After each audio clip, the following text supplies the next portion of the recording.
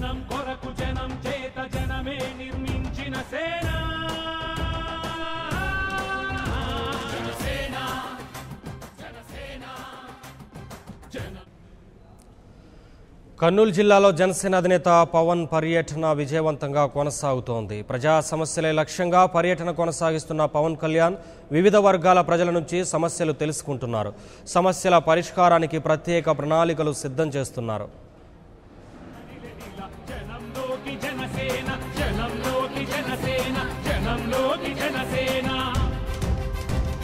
జనం కొరకు జనం చేత జనమే నిర్మించిన సేన జనసేన జనసేన.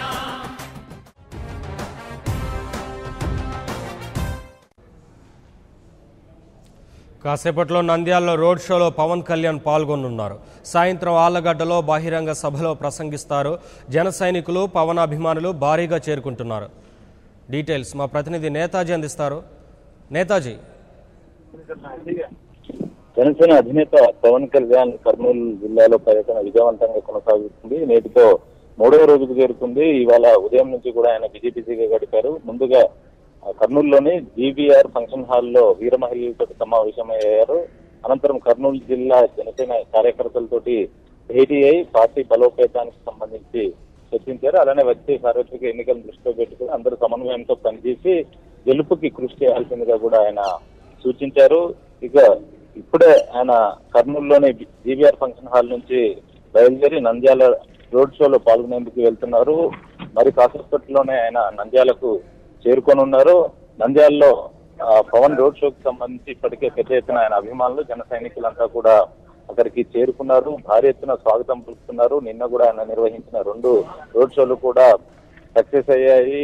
ఇటు కోడుమూరులోను అలానే ఆళ్లగడ్డలోను భారీ సంఖ్యలో ఆయన అభిమానులు పాల్గొన్నారు. అడుగడుగున పవన్ కళ్యాణ్ కి నీరాజనం పడుతున్న దృశ్యాలను అయితే నిన్న మనం చూసాం. ఇంకా ఇవాళ ఆయన నంద్యాలలో రోడ్ షోలో కూడా పాల్గొంటారు. మొత్తం దాదాపు అక్కడ ఒక 1 అవర్ పాటు రోడ్ షో కొనసాగే అవకాశం ఉంది. అనంతరం నంద్యాల నుంచి ఆయన ఆళ్లగడ్డకు బయలుదేరుతారు. ఆళ్లగడ్డలో ఆయన బహిరంగ సభ సాయంత్రం ఉంటుంది. బహిరంగ సభలో ప్రజలను ఉద్దేశించి ఆయన ప్రసంగించబోతున్నారు. జనసేన పార్టీ తరఫున ప్రజలకు ఏ విధంగా అండగా ఉండేది, అలానే పార్టీ సిద్ధాంతాలతో పాటు మేనిఫెస్టోలు పొందుపెట్టిన అంశాలు ఏవైతే ఉన్నాయో వాటన్నిటిని కూడా టచ్ చేస్తూ ఆయన మాట్లాడే అవకాశం అయితే ఉంది. ఇప్పటికే బహిరంగ సభకు సంబంధించిన ఆళ్లగడ్డ జనసేన నేతలంతా కూడా అన్ని ఏర్పాట్లను పూర్తి చేశారు. సాయంత్రం 6 నుంచి 6:30 మధ్యలో ఆయన అక్కడికి చేరుకునే అవకాశం ఉంది. అనంతరం బహిరంగ సభలో పాల్గొని ప్రజలను ఉద్దేశించి పవన్ కళ్యాణ్ ప్రసంగించనున్నారు.